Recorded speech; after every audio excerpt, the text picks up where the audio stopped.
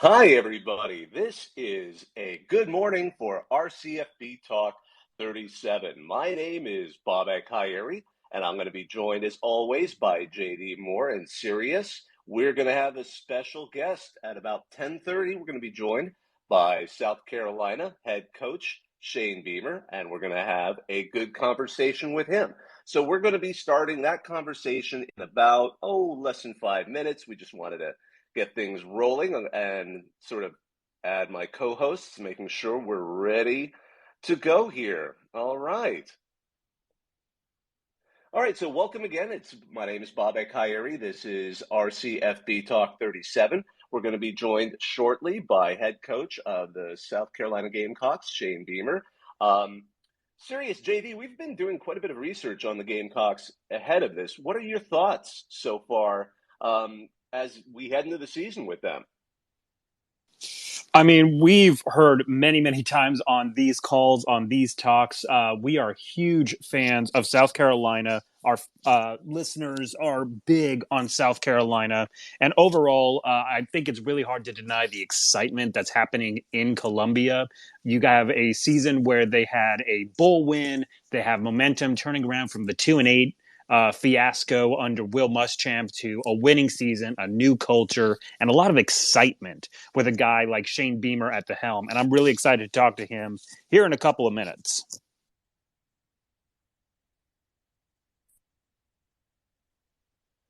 And one thing we've noticed, obviously, the probably the biggest thing non-South Carolina fans who haven't been really paying close attention to was the transfer of Spencer Rattler into the program from Oklahoma. But there's so much more than that, and it's going to be interesting to get a sense of how we're going to see this offense develop. Because I mean, they return Josh Vann, they return a good tight end in Jaheim Bell, but also they brought in a couple of guys.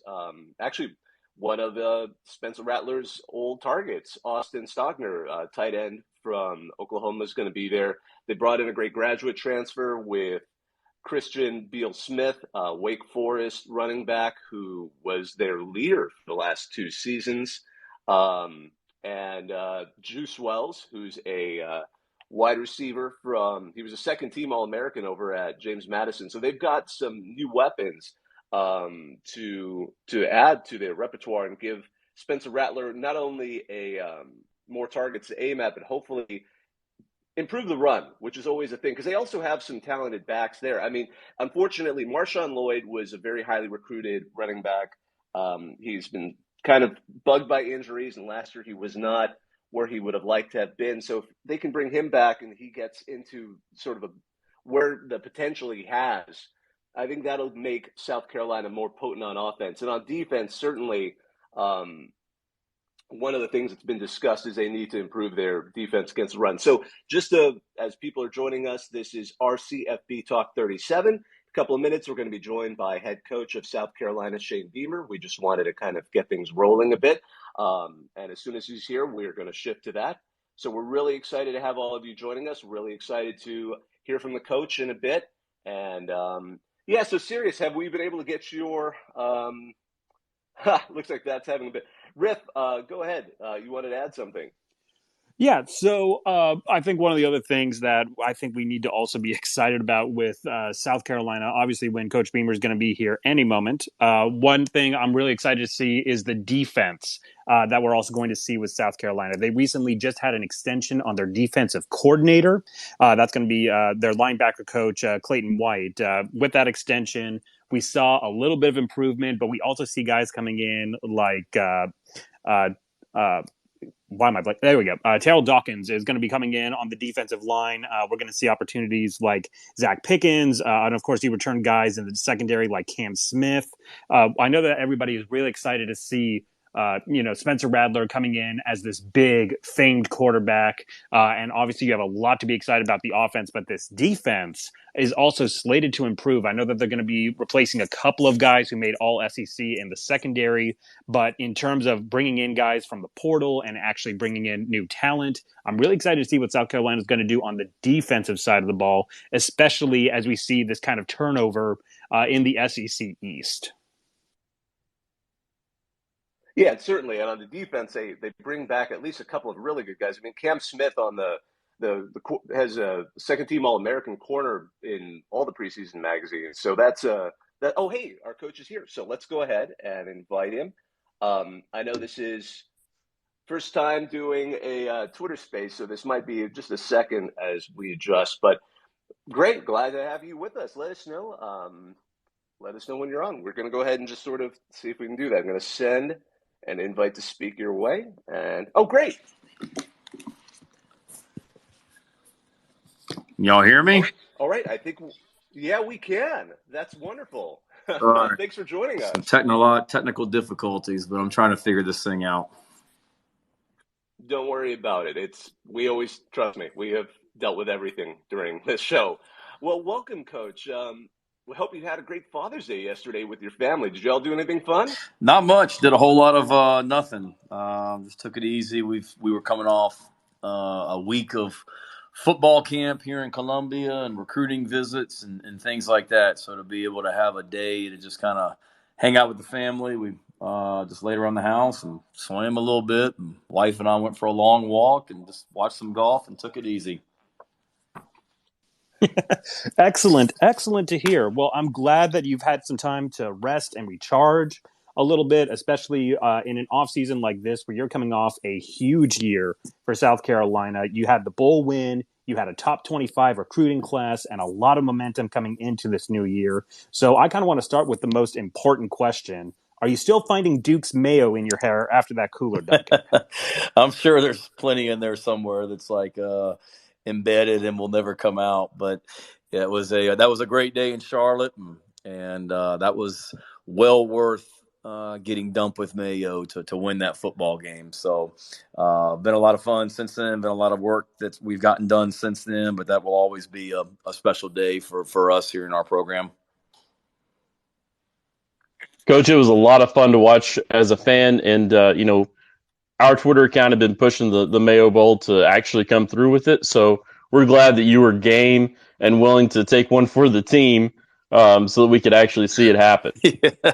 Well, I'm glad to help. Speaking about last year, you had a really strong year, exceeded a lot of people's expectations with big wins over Florida, Auburn, and North Carolina. How do you manage the expectations of 2022, given how much success that you had in 2021? Yeah, a few things. One, I came to South Carolina not to, just win 7 games. It was a great start for us in year one, but all of us in this program have higher expectations than winning 7. And I was here before where we played for an SEC championship when I was an assistant coach here in 2010. And in that season, we beat Florida, Georgia, Alabama when they were number 1 in the country, Tennessee, Clemson, so I've seen what this program can be, and we're working hard to get back to that level. And then, as a coach, we're really excited about what we did last season. And there was a lot of work that went into winning 7 football games and just constantly emphasizing to our players that as much work went into winning 7 games, it's going to take that much more work to take the next step and get beyond 7, because we play in the toughest conference in America, and there's zero debating that. So the teams around us, they're not exactly slowing down. They're only continuing to get better. So we know the work that we have ahead of us, but our guys have been great. Haven't seen any signs of any kind of, patting ourselves on the back and whatnot. We got a lot of work to do because, I look back at last season and we did win 7 and things go a different way, we maybe win a couple more, but we also had some wins at the end of some games where we won at the end of the game that could go either way as well. So we realize what a thin line it is between winning and losing, and we're trying to do everything in our power to make sure we're on the right side of that in as many games as we can this season. What are some of the big differences you've seen so far between the off season for your 2021 and the current off season? Well, I think for me, and then really for the team, it's having a better idea of what to expect. Everything that we did last season and last year, it was the first time doing it. In other words, it was the first time we went through a spring practice together, first time going through summer together as a team, first preseason camp, first home game, first away game, first bowl game. And now, don't get me wrong, every day is different, and there's always things that happen each and every day that you don't expect. But our players have a better understanding of us as coaches and the way we expect things to be done. Me as a head coach personally, I have a better idea of our players and knowing them better, but also an idea of what to expect. And, I'm taking this month and spending a lot of time like working on our preseason practice schedule and calendar, what it's going to look like every single day, every hour, the month of August, and then in each practice in August as well. So now I can look back at notes from last August and reference things that we did and whether we liked it, didn't like it, why we did it, what we want to change. So there's a better understanding as well. And then I just think the leadership that we have returning. We had some good leaders last year, but we've got a lot of older guys that are returning, and the steps that they've taken to lead this football team has been impressive also here in the last 6-7 months since we came back after the bowl game. Just to quickly follow up on that, who are some of the leaders you've seen emerge in this offseason? Well, naturally, it's starting offensively. We return every single offensive lineman, every starter and backup that we had returns, and three seniors within that group on the offensive line. Actually, 4, I guess, is what it is. So we've got some natural leaders that have been around this program and have played a lot of football for us on the offensive line. Spencer Rattler, I think, has taken a step this summer. He came in January, and he didn't try and force himself upon anyone. It was just come in here and become a member of the team and earn the respect of his teammates. And he has done that. And I've seen him take a step this summer. And then talking about the offensive line on defense, we got the same offensive line on offense and their leadership.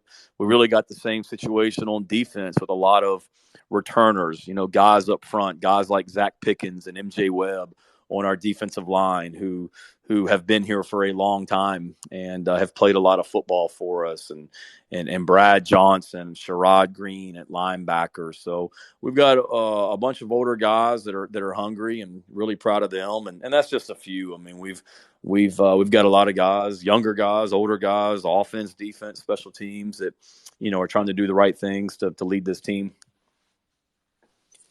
Coach, you've mentioned you didn't come to South Carolina just to win 7 games, but what is your overall vision for South Carolina? How far along do you feel that you've progressed on getting the vision of what you want South Carolina to be? I think we've made some good strides. Obviously, we're ultimately judged on 12 Saturdays in the fall. I get that. And we did some really good things last year to go from winning 2 games in 2020 to winning 7 last year, when not many people thought we were going to win more than 3. And I can remember a quote unquote national expert, and I put that around quotation marks around that I remember him saying at SEC Media Days that the ceiling for the 2021 South Carolina football team was 2 wins. 2 was the ceiling. So I think we blew the ceiling off of that one without a doubt. But again, I go back, we're not satisfied with 7. We have higher expectations, and we're working hard to get beyond that. And I think the biggest thing is just, everybody talks about culture and all that, and that's a word that gets thrown around a lot. But in all seriousness, we have changed the dynamic in this building and with this program, in my opinion, in the last year. Our players, it's a really, really close-knit group. And when prospects and recruits and their families, when they come on campus and they visit us, the one word that always comes up is the word real. That you guys are real and you guys are genuine, and it's real the way that you as a coaches and staff and the players all interact with each other and how you care about each other. You can't fake that. So I appreciate that when I hear that from families when they come, and that's where it all starts. And it's true. I mean, our guys, we love being around them, our coaches and staff with our players, and vice versa. I think the way that South Carolina is perceived has changed a little bit in the last year. Guys like Spencer Rattler and some of these transfers choosing South Carolina has changed the perception, I think, for a lot of guys. And every day is a challenge. And we're working hard each and every day to continue to move this program forward. But we've done some good things and created a lot of excitement here in the last year since the season started that our fan base has. There's great buzz about South Carolina football right now. And we're doing our part to continue to move that forward. With the program, surprising a lot of people like the national media that you alluded to. How does that change sort of the pressure on rebuilding the program? Because I know you have a vision of where you want to take South Carolina over X number of years. How did reaching so far so fast, does that cause sort of additional stress, or is that something that you're working with? No, I mean, I've had people tell me that we won too many games in year one, that we need to pace ourselves. But no, I don't feel that way. As a competitor, you want to win every single game, and I want to be at a place that has high expectations. I don't want to coach at a school whose goal is to, go win 4 or 5 games every year, and then every couple of years make it to a bowl game. We have higher expectations here at South Carolina, and we should. I've said it on more than one occasion, and I truly believe this, that we have the resources here to win at the highest level and win championships, and we play in the toughest conference in America. But we're in there and we're competing, and we'll continue to compete with all those schools. And Ray Tanner, our athletic director, won 2 national championships in baseball as the baseball coach. And Don Staley is doing it in basketball and a lot of our other sports that are winning at a high level. And we've got great resources. We've got to continue to move this program along. We got to continue to stay on the cutting edge, without a doubt, with what we're doing from a support standpoint. But no, I love where we are right now, and I'm excited that there are high expectations for sure. I mean, it's certainly different right now that there's high expectations, and compared to last year when there really weren't expectations. But it's also, let's keep things in perspective. I mean, there's great excitement and there's great buzz, but I'm sure when the preseason SEC rankings come out, around SEC Media Days next month, nobody's going to be picking us to win the SEC East. And I would imagine most people will have us somewhere 5th or 6th in our own division, and that's okay. We like having that edge, that and chip on the shoulder, if you will. And that's what you play the games for.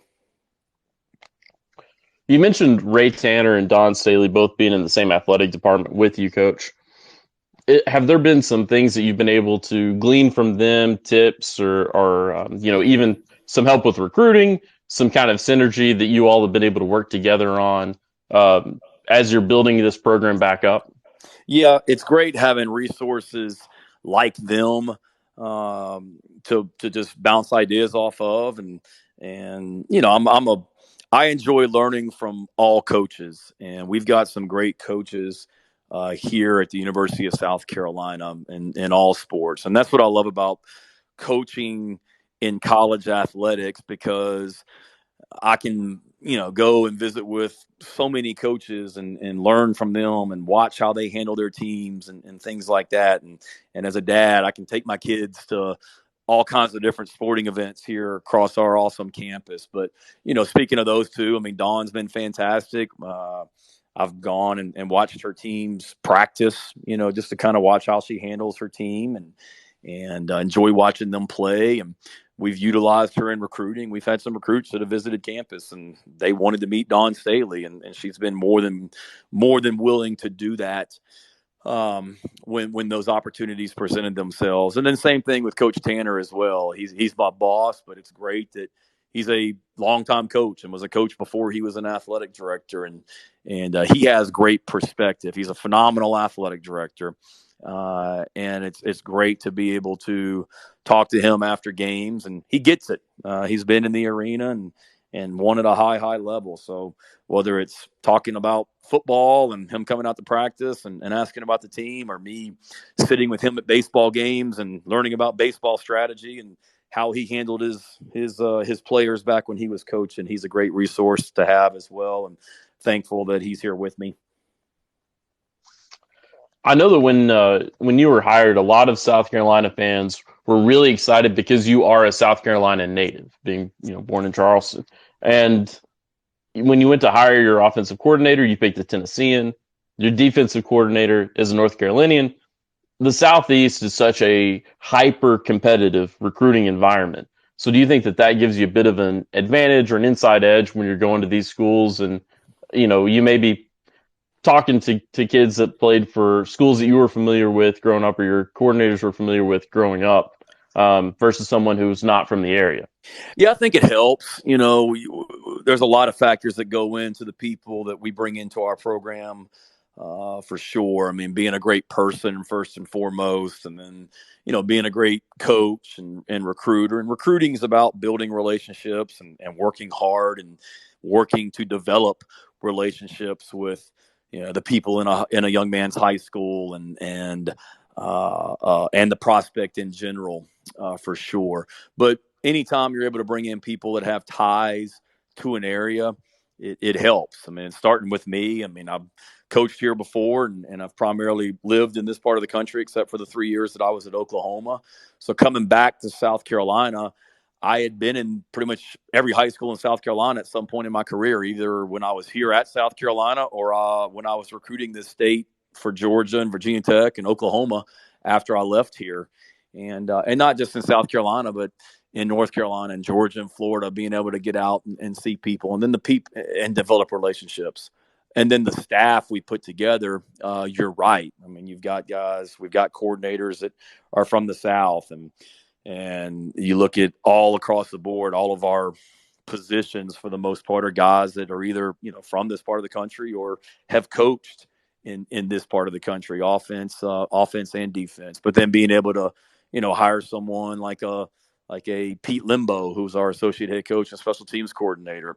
Pete has Northeast ties, and we've been able to get into the Northeast a little bit more and have success in recruiting. So that absolutely helps. But once you get on board, it's about developing relationships, and regardless of where you're from, getting in there and connecting with people.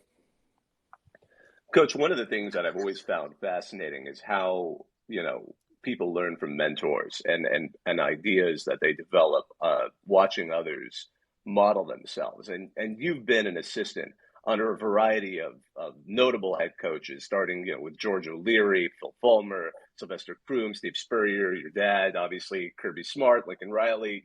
That's an incredible list.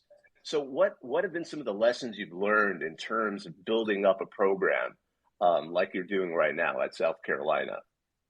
Yeah, so much. I mean, the path that I took to get here, the coaches I coached for, and then the roles I had, I'm so grateful for, because I'm able to rely on so many different experiences that I've had. I mean, this is my 23rd year in coaching, I think, coming up, and I've been around some great coaches, and starting with George O'Leary at Georgia Tech, and that was my first really experience of ever being around something other than my dad and the Virginia Tech football program.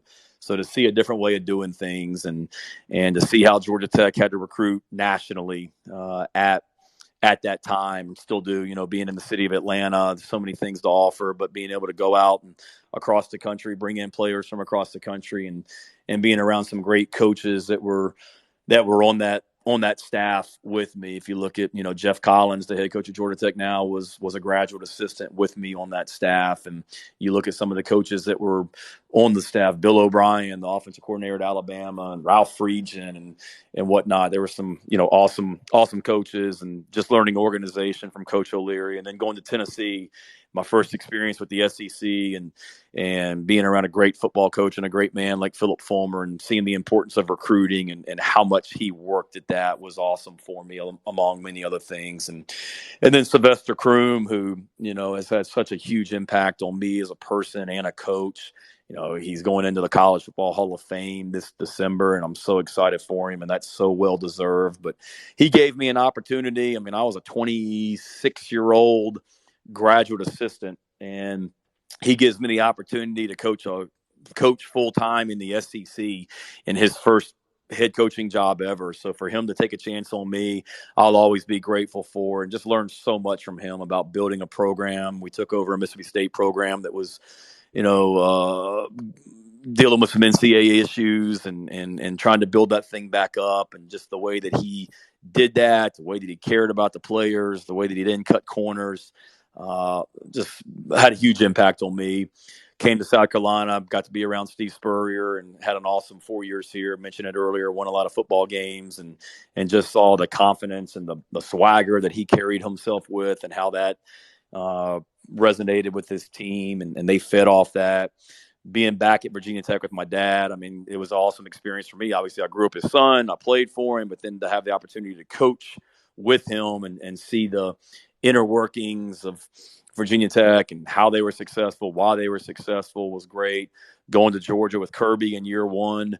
Everybody talks about the Alabama process and Nick Saban and the structure and organization, and it's real. And to be able to see that implemented from day one, coming into Georgia in year one with Kirby, and just the way that he, organized that program, the way we practiced, the way he recruited, the way he managed his staff. Took so many things from that. Had an awesome 2 years in Athens, and then going to Oklahoma with Lincoln. And, I loved my time in Athens and wasn't looking to leave, but opportunity to kind of get out of my comfort zone a little bit and go to the Big 12 in Oklahoma, and then learn from a guy like Lincoln Riley and how he does things offensively. Another young first-time head football coach. Had an awesome 3 years there as well. So I take from all those places. Still, constantly refer back to things that we did at those places, that we still do a lot of those type things in this program. And you got to be yourself. I mean, I see a lot of head coaches that get head coaching jobs and they were an assistant somewhere previously, and they basically just take every slogan, everything. It's like a mirror image of the program they just came from. And there's nothing wrong with that. That may work for them, but I'm not going to come in here and all of a sudden use a quote that we used at Oklahoma and all of a sudden make it my own. I mean, kids aren't dumb. They're like, come on now. I know y'all say that at the school you just came from, and whatnot. So I've certainly tried to take the best of all those places that I've been, but also put my own spin on it as well to make it, unique to South Carolina also, and fit what gives us the best opportunity to be successful, if that makes sense. Sorry for the long answer. No, that's fantastic. That's great. We love and love and love a great in-depth answer, and we really appreciate that. But now that you're on the other side of being an assistant coach, I know that you got some new guys who are in full-time positions, like tight end coach Jody Wright. You got extensions for a bunch of your staff for this year. When you're making these hiring decisions, what are you looking for first and foremost when you're hiring and extending your assistant coaches? Yeah. One, the kind of person that we want in this program, great people, great husbands and fathers if they are, great teachers. Coaching is teaching, so guys that can teach. Certainly, guys that they have to be able to recruit and have the personality and the work ethic to recruit, and guys to me that are just passionate and hungry to be the very best in the country at what they do, and are not complacent, but are constantly trying to find an edge to get better. And I really like our group that we have right now. We've got a mix of some youth and some experience, and NFL ties and college experience, and it's a good group. I'm really excited about the progress we've made. Really love the way that this coaching staff and staff that we have right now fits together, and the way that everyone is doing things. It's a really good group, and that's what I'm looking for. And it's always about fit. I mean, when I got hired, the time it took me to put together this staff probably took a lot longer than what most people wanted, but I was going to be very deliberate and take my time. And that's one thing that a lot of head coaches told me when I got this job is take your time putting together your staff. Bob Stoops told me that at Oklahoma. He's like, don't rush it. You only get one opportunity to have your very first coaching staff. And I did, and I still made some mistakes in initially putting together that first staff. And it took a little bit of time because of it, but love where we are now. And every situation is different too. I've got a long list of coaches that I've worked with and a long list of coaches that I keep in mind if I ever have an opening, somebody that I want to reach out to that I'm interested in hiring. But it's got to be the right timing for it as well. And there were a lot of great coaches that, I would have loved to have had on my staff when I first got hired and still do at some point, but it just hasn't been the right time or the right fit to hire that guy. I don't want necessarily 10 clones of me on this staff. You got to have different personalities. And then the guys on your offensive staff got to mesh well with the offensive coaches, and the defensive staff has to mesh well with the rest of the guys, because they're going to spend the majority of their time together, that offensive staff and defensive staff. And we're in a great place right now, much better than we were a year ago, and excited about the way we're moving forward. Coach, speaking of timing, I know that we're running a little bit close on time now, but kind of maybe a last question for you. Recruiting's changed a lot in the last few years. How have you had to change your recruiting or player management style now that we have NIL and the transfer portal? Obviously, whatever you're doing is working. We're kind of curious in how that's developed with these new changes to the rules. Yeah, it's a different time. We've got to talk about a staff. We've got an awesome recruiting staff with Taylor Edwards and Drew Hickson, who head up that for us, and Jessica Jackson, who handles everything on campus. And their roles have changed, and they do a great job. But there's just so much more now. It's not just the high school recruiting. It's the, like you said, the transfer portal, name, image, and likeness coming into the equation, and